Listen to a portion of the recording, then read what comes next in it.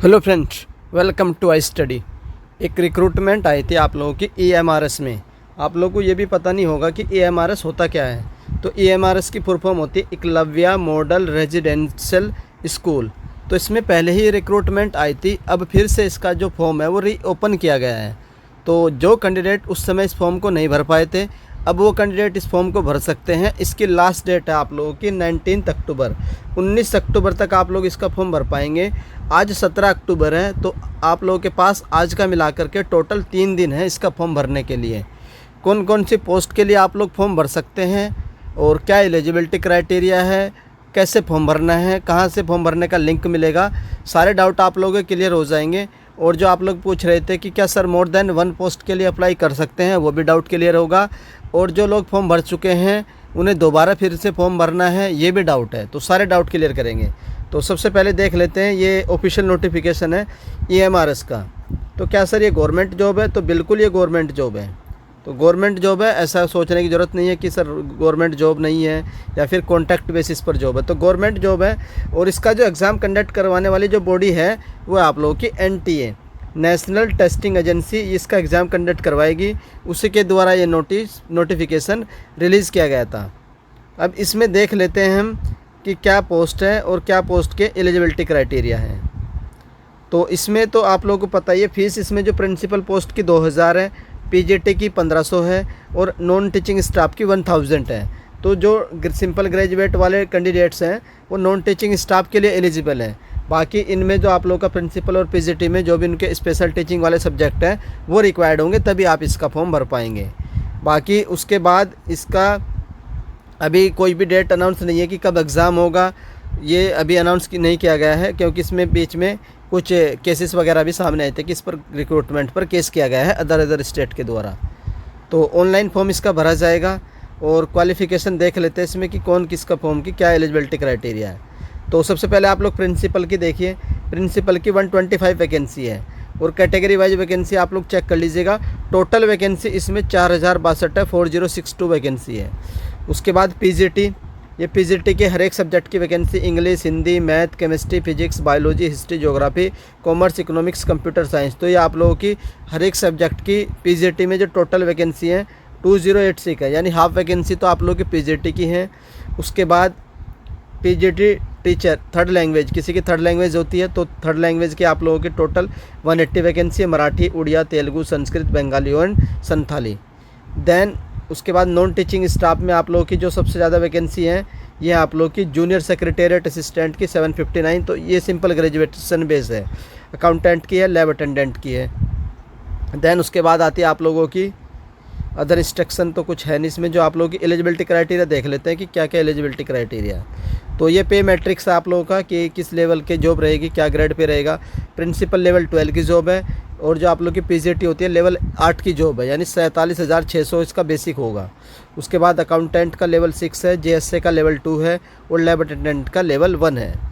Then mode of the examination, तो mode आप लोगों का OMR base pen paper mode, यानी इसका पेपर आप लोगों का ऑफलाइन कराया जाएगा। कैसा पेपर होगा? ऑफलाइन पेपर कराया जाएगा। Choice of the medium of the question paper, तो medium of the examination will be in Hindi and English, दोनों में होगा।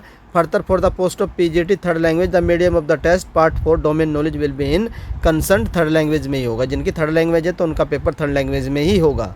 उसके बाद एग्ज़ाम पैटर्न क्या है इसका? तो जो प्रिंसिपल की पोस्ट है इसका एग्ज़ाम पैटर्न है ऑब्जेक्टिव टाइप के 130 नंबर के and language competency test 20 marks का और पर्सनैलिटी टेस्ट इंटरव्यू 40 मार्क्स का। तो 130 और 20 150 160 नंबर का होगा आप लोगों का। तो इसमें देख लेते हैं part 1, part 2, part 3, part 4, part 5 पूछे जाएंगे। ये आप लोगों के टॉपिक्स रहेंगे, किसके टॉपिक से कितने क्वेश्चन पूछे जाएंगे यहाँ पर इन्होंने क्लियरली मेंशन कर रखा है। और 3 घंटे का आप लोगों का पेपर होगा प्रिंसिपल के लिए। उसके बाद PGT के लिए देख लेते हैं 130 marks and language competitive test 20 marks, तो 150 मार्क्स का आप लोगों का PGT का होगा। तो पार्ट 1, पार्ट 2, पार्ट 3 ये आप लोगों की ये GK पूछी जाएगी, रीजनिंग पूछी जाएगी, फिर आप लोगों का सब्जेक्ट होगा और डोमेन नॉलेज के सब्जेक्ट है। तो टोटल इसमें आप लोगों के 150 मार्क्स होगा। अकाउंटेंट का ये सिलेबस रहेगा 130 मार्क्स का, ये टॉपिक्स रहेंगे अकाउंटेंट्स वाले। उसके बाद आती है आप लोगों का JSA का। तो ये जो JSA वाला ये मैं आप लोगों को एक्सप्लेन कर देता हूँ। JSA का इसका जो एलिजिबिलिटी क्राइटेरिया है 12th पास होना चाहिए आप लोगों से। 12th पास अगर आप लोग हैं तो इसका फॉर्म भर लीजिएगा JSA वाला।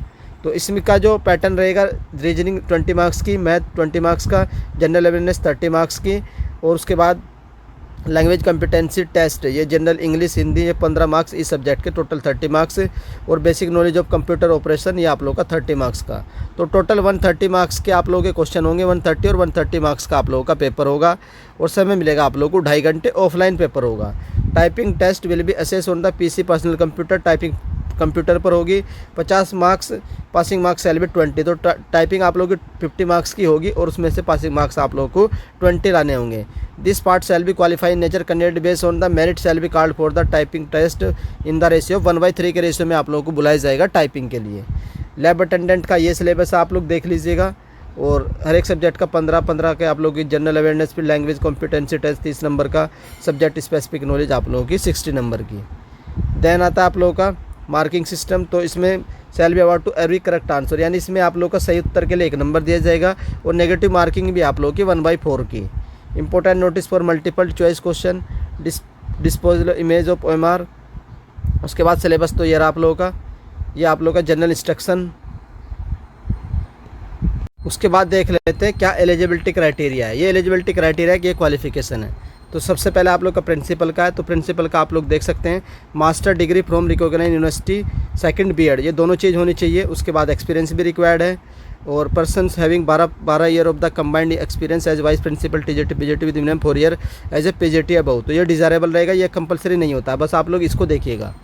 देन आप लोग का पीजीटी का है, तो पीजीटी में क्या होना चाहिए, post graduate degree from any recognised university institute deemed as university of the following subject, तो इसमें आप लोगों की क्या होनी चाहिए, पोस्ट ग्रेजुएट डिग्री होनी चाहिए जो सब्जेक्ट दे रखे हैं। देन आता है आप लोगों का पीजीटी कंप्यूटर साइंस, तो पीजीटी कंप्यूटर साइंस का जो एलिजिबिलिटी क्राइटेरिया एमएससी होनी चाहिए या एमसीए होनी चाहिए फ्रॉम द रिकॉग्नाइज्ड यूनिवर्सिटी, या फिर एमई या MTech in computer science. Then आप लोगों का अकाउंटेंट के लिए आप लोग के पास डिग्री होनी चाहिए कॉमर्स में, जैसे बीकॉम होता है और एमकॉम होता है। देन आप लोग का जेएसए, ये जो जेएसए इसके बारे में हम एक्सप्लेन कर देते हैं, ये आप लोग हर कोई भर सकता है जिसने 12th पास कर रखी है। तो senior secondary class 12 certificate from a recognised university board and processing minimum typing speed of 35 word per minute in English typing और 30 word per minute in Hindi typing. एक टाइपिंग करनी है, अगर आप लोग को हिंदी की आती है तो 30 वर्ड पर मिनट स्पीड होनी चाहिए, इंग्लिश की आती है तो 35 वर्ड पर मिनट होनी चाहिए, और 12th पास अगर आप लोगों ने कर रखी है तो आप लोग जेएसए का फॉर्म भर सकते हो, जूनियर सेक्रेटेरिएट असिस्टेंट का।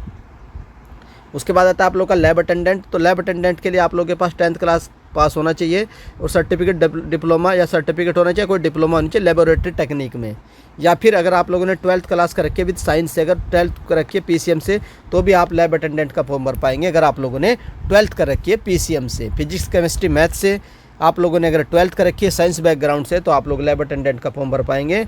तो 2 पोस्ट के लिए आप लोग एलिजिबल है, एक तो जेएसए एंड एक लैब अटेंडेंट की। उसके बाद इसमें जो एज रिलैक्सेशन है वो तो वही तरीके, जैसे कि SC/ST का 5 साल का होता है और OBC का 3 साल का होता है, तो as per the government norms आप लोगों को एज रिलैक्सेशन प्रोवाइड करवाया जाता है। The age of the candidate should not more than 55 year से आप लोगों की एज ज़्यादा नहीं होनी चाहिए age of 31 July 2023। All the concession mentionable will be concurrent, non permanent teaching ये तो है नहीं। फिर उसके बाद ये इकोनॉमिकली वीकर सेक्शन का जो सर्टिफिकेट है उसका क्राइटेरिया है। देन PWD का क्राइटेरिया है कि PWBD वालों का जो सर्टिफिकेट वगैरह वो कैसे बना होना चाहिए, क्या क्या उसकी डिटेल्स होनी चाहिए। देन उसके बाद यहाँ पर आप लोग का submission as per the instruction contain in the website, तो ये सबमिशन के रिगार्डिंग है। देन उसके बाद आप लोगों का अनफेयर, अगर आप लोग कुछ गलत तरीके से फॉर्म को भर पाते हैं तो ये उसके बारे में इन्फॉर्मेशन दी है, इसमें कुछ खास आप लोगों को बताने का नहीं है। देन पनिशमेंट, फिर कैंसिलेशन ऑफ द रिज़ल्ट। उसके बाद आप लोग का सिलेबस आता है, तो सिलेबस आप लोग को यहाँ पर मिल जाएगा हर एक पोस्ट का। अगर आप लोग को सिलेबस नहीं मिलता है तो आप लोग कमेंट कर दीजिएगा, मैं आप लोग को हर एक पोस्ट का सिलेबस प्रोवाइड करवा दूंगा। ये सर्टिफिकेट के फॉर्मेट है कि इस सर्टिफिकेट पर आप लोगों के फॉर्मेट पे आप लोगों के सर्टिफिकेट बने होने चाहिए, अगर आप लोग उसका क्या नाम जो आप लोगों का रिजर्वेशन है उसका बेनिफिट्स उठाना चाहते हैं। तो यहाँ पर आप लोग के एग्जामिनेशन सेंटर है, तो ये भी देख लेते हैं list of the examination centre. तो ये सेंटर दे रखे हैं इन्होंने, कहाँ पर आप लोगों के एग्जाम सेंटर होंगे और किस सिटी में होगा। तो टोटल इसमें 100 यहाँ पर 137 वेस्ट बंगाल हर एक स्टेट के जितने भी सिटी है जहाँ पर आपका एग्ज़ाम कंडक्ट करवाया जाएगा वो इन्होंने मेंशन कर रखे हैं। तो ये आप लोगों की इन्फॉर्मेशन थी। और जो आप लोग के डाउट थे क्या सर हमने पहले फॉर्म भर दिया, क्या हमें भी भरना है, तो उन्हें नहीं भरना है। जो एक बार फॉर्म भर चुके हैं उन्हें दोबारा फॉर्म नहीं भरना है। और क्या मोर देन 1 पोस्ट के लिए अप्लाई कर सकते हैं, तो बिल्कुल आप लोग मोर देन 1 पोस्ट के लिए अप्लाई कर सकते हैं। तो दोनों डाउट आप लोग के क्लियर हो चुके होंगे कि इसको दोबारा नहीं भरना है, जो पहले ही भर चुके हैं। और क्या मोर देन 1 पोस्ट के लिए अप्लाई कर सकते हैं, तो बिल्कुल अप्लाई कर सकते हैं। 3 पोस्ट आप लोग की जिसके लिए सिंपल ग्रेजुएशन वाले भर सकते हैं। एक तो JSA वाली, ये 12th वाले भर लेंगे। उसके बाद आती है आप लोग की लेबोरेटरी अटेंडेंट, ये भी आप लोग के 12th वाले भर लेंगे। और एक जेल वार्डन वाली, ये शायद ग्रेजुएशन की होगी। तो ये 3 पोस्ट के लिए आप लोग डिटेल में भर सकते हैं। तो इन्हीं 3 पोस्ट की मैंने इन्फॉर्मेशन दी है। कोई डाउट रह गया तो आप लोग कमेंट कर दीजिएगा, लेकिन अप्लाई जरूर कर लीजिएगा। 2 दिन आप लोगों के पास, 3 दिन, आज का, कल का एंड परसों का।